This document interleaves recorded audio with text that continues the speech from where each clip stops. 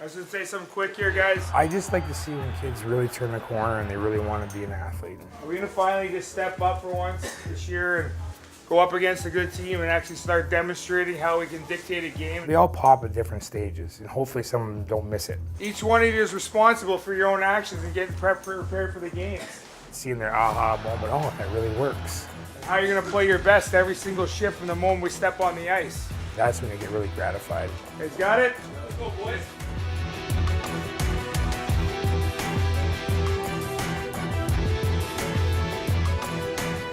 Making of a Royal.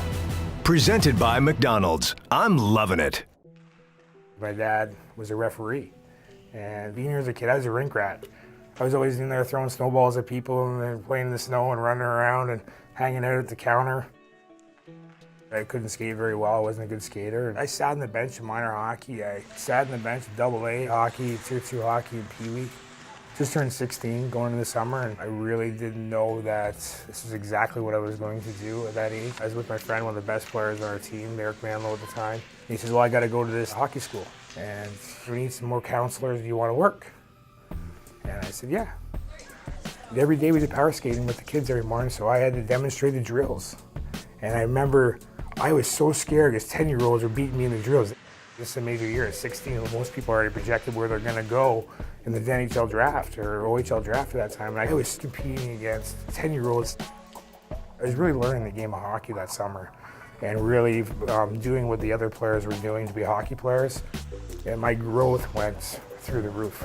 I went from being uninvited to under 17 camp locally to going 21st overall in 11 months in the OHL draft. Right wing, Steve Webb. It was a big drastic change in where my direction of life was going. For Stephen Webb in front, he scores!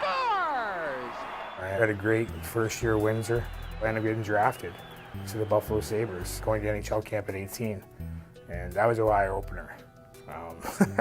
I think that was one of the first moments I realized I didn't do the work. And so I completed my major junior season that year. At the end of the year, the results weren't there that Buffalo wanted, and I got released. That was the day that I started training. I was a little frustrated, things weren't working out, and I started to really contemplate what was up. My eating habits changed, my conditioning changed, my focus changed. I was very fortunate to go through that experience because it made me really value when I did, was able to reach where I wanted to reach. And this is Beal. He takes a hit in deep. Coming back from a trip, I got to take a ride back to the hotel with Rick Bowness. He was the head coach at the time. Rick goes, by the way, just so you know, you weren't supposed to play a game. He goes, you were supposed to be here to put pressure on the other players to make sure they knew their jobs were vulnerable. At the last minute, Rick had decided, give the kid a chance. He's worked hard, give him the game. He's already here. And they put me in, and he said, I couldn't take you out. Checked in there by Steve Webb. He's a cult hero here on the island. They react to everything he does. From then on in, I just didn't want to lose that opportunity, so I kept working, and they call it a cup of coffee in the show. I wanted to refill my coffee. We had never seen you without a shiner. Is that possible? It's surprising. This is probably my first one this year. A few sippers this year, but that's the way I play, and it's the way it happens. A lot of stuff is going to be done for the rest of your life. If you want to play hockey, you just go on basics. It's friggin' every week, and it's consistent, so it's up to you what you bring to the game every day. One of the biggest assets kids can learn is be around the right people. Learn from people who know what they're talking about, that have gone through the process of making the journey to the highest level of whatever you're trying to achieve, and try to duplicate a little bit of what they did. He got to the level he achieved in a totally different way. So I can come from that knowledge, and he can come from the really grind it out, hard work, never give up, to teach the kids, how you got to dig deep.